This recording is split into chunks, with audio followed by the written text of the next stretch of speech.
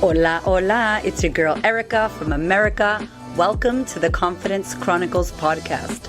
This podcast is all about helping you stand in who you are. Stop giving a fuck what people think about you. Start standing as your fully expressed self. As you are, as is, there is no filter needed. You are fucking awesome, and I am here to remind you. I'm a confidence coach, and I'm a bold stand for confidence, and I cannot wait to dig into today's episode with you.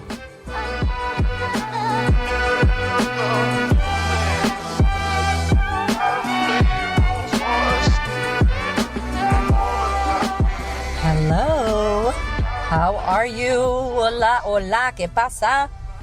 What is going down? I have a ridiculous amount of energy inside of my body right now because I have finished writing the book. Like, it's done. Like, I don't need to tap away.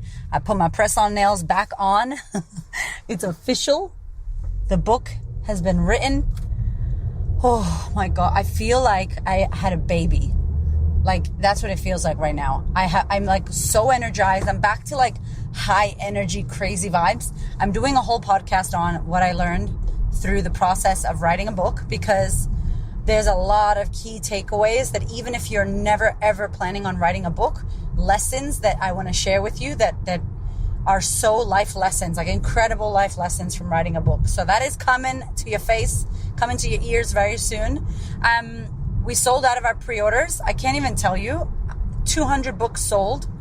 It's crazy. I love you. I appreciate you. I realized as well how tangible a book is. You know, it's usually $30, $24. It's not high ticket, but it's high value. And it's going to be circulating the globe forever, even when I'm not on this planet anymore. So that is exciting. And I can't wait for you to read it. If you bought it, if you haven't, I can't wait for you to buy it and read it. So I wanted to talk today about the social dilemma situation, because obviously your girl loves the social media game. I love Instagram. I love LinkedIn. I love LinkedIn now. Can you believe I just said I love LinkedIn? Oh my God, who am I, Erica? What happened to me? 2020 has taken over. I never used to like LinkedIn. And my girl Ruby Lee, shout out to Ruby Lee from Own Your Hustle. She's the bomb, LinkedIn queen. And she was teaching my mastermind, my business group, about the importance of it. And I was really a skeptic, and now I love it. Long story short, I love LinkedIn, and I'm on there. So come and say hello to me. And I watched that Social Dilemma movie on Netflix with my husband. And it was one of the nights we were taking a break. I didn't want to write till 2 a.m. I'm like, all right, I'm going to watch this show. And let me tell you, lots of feelings, lots of mixed feelings about the show. But also, and overall, I do believe that it's really important that parents, especially parents with teenagers, oh my God, I don't have teenagers, but I'm a parent, right? That we think and pay attention to what our kids are watching. Even 20-year-olds, even the young college age kids, because, that is what I feel bad about. The generation that we're living in right now, the young kids, I feel like the lack of confidence is some next level shit. It's a technological next level of confidence lacking and comparison. It's crazy. So technology is amazing. Y'all know I love it. This is how I built my business, with Instagram, with the podcast, with Facebook, all of it. But I do believe that there were some really valid points. If you haven't watched this movie and you don't know what the hell I'm talking about, it's on Netflix and it's called Social Dilemma. And remember, Netflix is a powerhouse corporate business as well. Okay, let's not forget that. Like Netflix, I see what you're doing. So they have an agenda like everybody does, and that's cool. But I did think that the movie had a lot of valid points. But there was also some shit that I want to explain and talk about that I realized, and me and my husband were talking about this, and I thought, fuck, this will be a good episode just to see what you think. I'd love to hear from you as well after this. Message me, email me, hit me up on Instagram, LinkedIn, wherever you are. I'm everywhere. So here's what was interesting.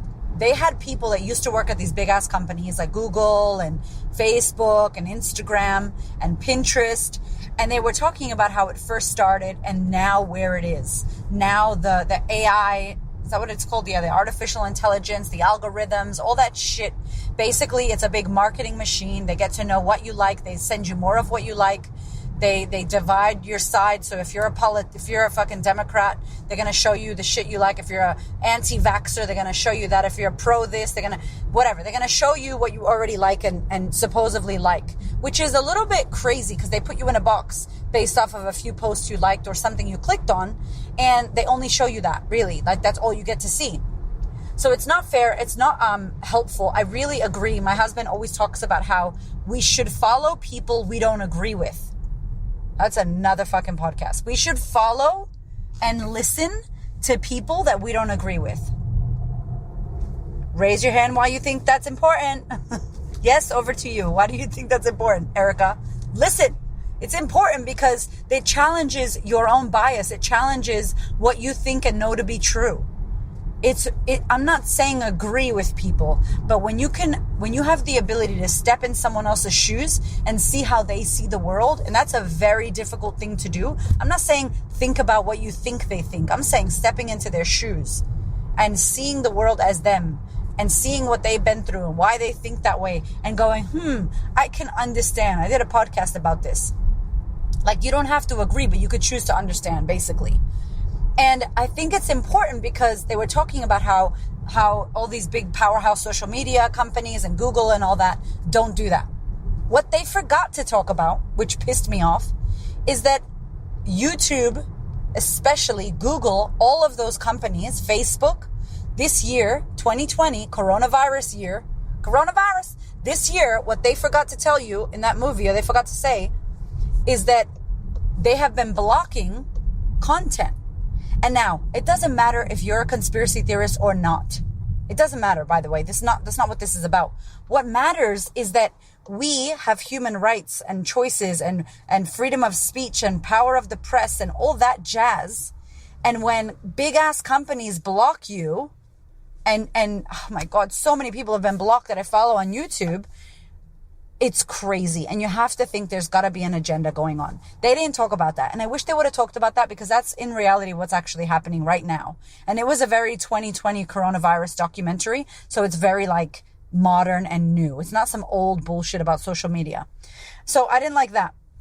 The other thing that they did in the documentary was they talked about the tech and how it changed and what they were intentionally trying to do. And I thought it was cool to see people who felt bad about what they created, who left their jobs and felt bad. Like, fuck, I feel bad of what I did at Pinterest or what I did at Facebook. Like, it's nice to see humans, say I fucked up and here's me trying to fix it and explain why it's broken and I feel bad that I did it, kind of thing. Like, that's what I got from that. And then there was another part where I didn't really love, and it was this narrative. There was a narrative, and I think they were doing it on purpose because I believe this documentary was aimed at parents that have teenagers. That's what I believe, based off of what they did. So there was a kid who started watching Instagram. It looked like an Instagram, and he was paying attention to videos and watching that. He had a broken heart. You know, he was getting pinged. His phone kept going ding, ding, and different notifications. And he was basically addicted to his phone. And his sister was addicted to her phone as well. But she had like body dysmorphia. She didn't think she was pretty. The typical shit that young girls are going through right now. And boys go through it as well, by the way. But they didn't show that. It was a girl problem only in this documentary, which is another problem. And so this boy is like following this guy who's like a conspiracy theorist kind of guy. And he's doing videos and he's watching and it looks like he's getting brainwashed by this guy, right? Which I think is a little bit extreme. But then they started showing protest. They started showing the kid watching videos of people doing protests, and they basically made protesting, which is something that is legal, something that got created for society, for us to be able to have a freedom of speech. It's not something created for violence. I know 2020 protests have got a nasty name, but that's not what a protest is meant to be. It's not meant to be people burning shit down and fighting and shooting and running people over. Like, that's not what a protest is. So they were showing this kid, and then all of a sudden he's walking down the street and his sister's waiting for him in the car, and he ends up in a protest. Like, all of a sudden he ends up rocking up to some protest, which is just ridiculous. And I feel like would make parents be scared of protest, or kids that care about something like global warming and going, don't go to the protest. And that's not healthy. Like, we need to be able to express how we feel, whether we agree or not. I don't always agree with the way people do things, But it's a human right. We're allowed to do that. And so I feel like this film kind of, I don't know, it kind of gave the narrative that it's dangerous for your kids to follow people on social media who think different things, and it's dangerous for them to be at protest. Because then this kid got arrested. His sister ran out. It was so dramatic. Like, what's happening? And by her just trying to rescue her brother, she got arrested, blah, blah, blah, all this stuff. So overall, and a lot of my clients were like, Erica, don't you think it's weird that Netflix is telling us not to be on our phone? And I'm like, oh, okay, you're reading into that. All right, I hear you. I see you. I hear you. And I get it. I understand. But I do think that there's so much importance. The amazing, and I'm going to link it in the show notes, the amazing Russell Brand did a video, a bit of a review video on what he thought about the documentary. And what he said was so powerful, and I'm going to link it because I'm not going to pretend to say it how he said it. It was so good. You got to go watch it. I love listening to him talk. He's my Gemini twin. I'm obsessed with him. He's amazing. And he said something along the lines of, we have evolved as a species to be in certain amounts of groups. So we have evolved maybe to be in a group of 50, a group of 75, a group of 100, let's say, right? I'm throwing numbers out there. But we have not evolved to live in groups of millions.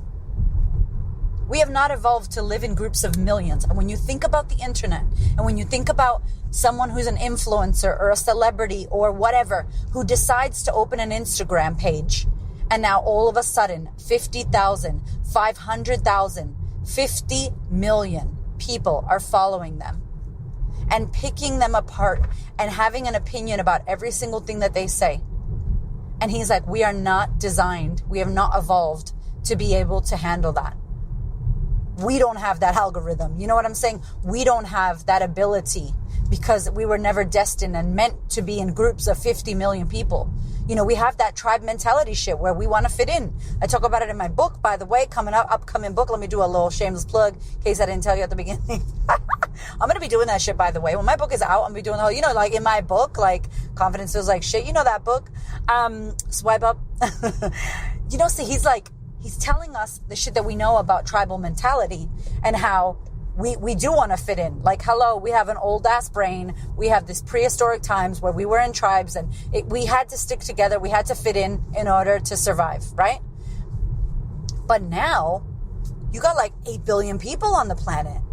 So many people with differences, and they believe different things culturally, religiously, energetically, spiritually, everything, all the leads. They believe all kinds of different things. And how are we meant to be able to handle all of the messages, all of the DMs, all of the critics, all of the negative things that people have to say about you when you do something and you put yourself out there? Lady Gaga, all these celebrities that have fucking breakdowns, and I was always like, I'll fucking get over it. You're a celebrity. Like, be ready for that shit. But he made such a valid point that made me go, damn. Because I'm like, bring it on. Talk about me. I know you're going to talk about me. What am I going to do? Fuck it. I've said you could talk about me. I'm a public figure. I'm writing a book. I know you might not like my book. You may not like my fucking podcast because I swear. You may not like my vibe because it's pink. Cool. But the reality is, I'm saying that in my little bubble of 40,000 followers and my little life. I'm not on the cover of television, and I'm not getting fucking snapped up by the paparazzi. They're not talking about my kids. They're not trying to take photos of my kids. That's another world. And I understand by what he said how it could affect us, especially when you think about teenagers. Especially when you think about your teens and your kids, who are trying to fit in. And high school is hard, you guys. Like, high school is hard. Never mind high school in 2020. Never mind high school, now in 2019, and when there's Instagram. I can't even imagine there being Instagram when I was in high school. I'm sure somebody would have taken some really bad photos of me, put them everywhere. That shit's just another level. It's another layer that kids have to think about now. And so here's my little advice invitation ending of this is by letting you know, number one, social media is yours. You get to choose how you use it. Only you can know. One of my girlfriends, Taylor, who also has a podcast, she's incredible, The Collective. She's the bomb. Go check her out.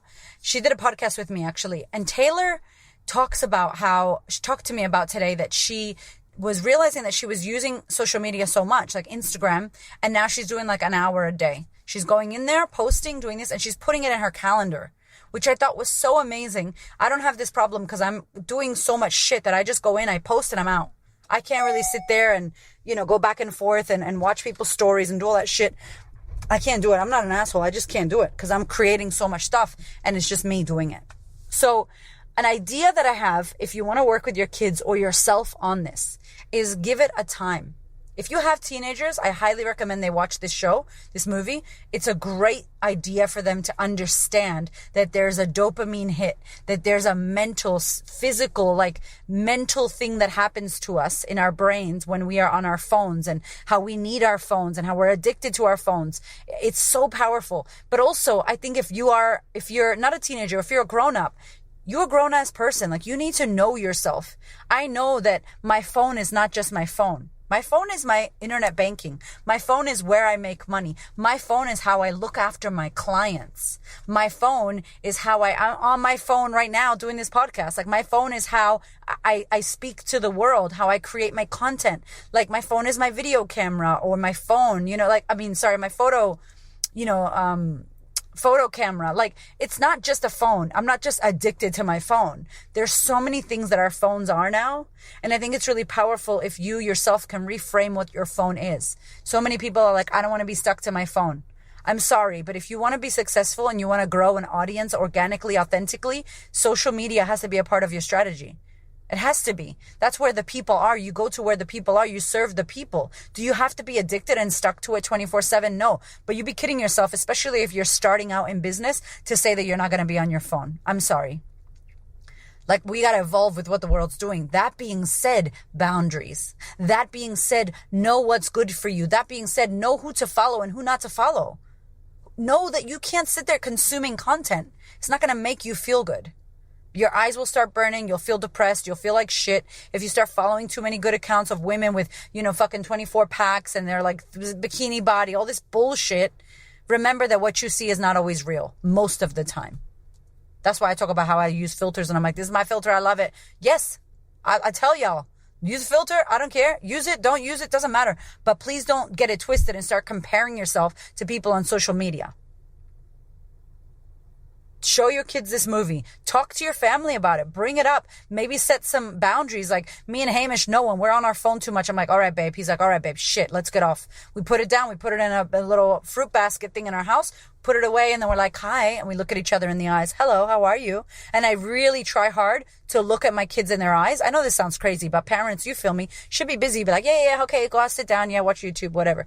But now when my kids are talking to me, I'm hi, Raven, look at me. I'm hi, baby. And I make eye contact with him, and he's almost whoa, what are you doing, mom? Chill. Because I want him to see that I see him. I want him to see me.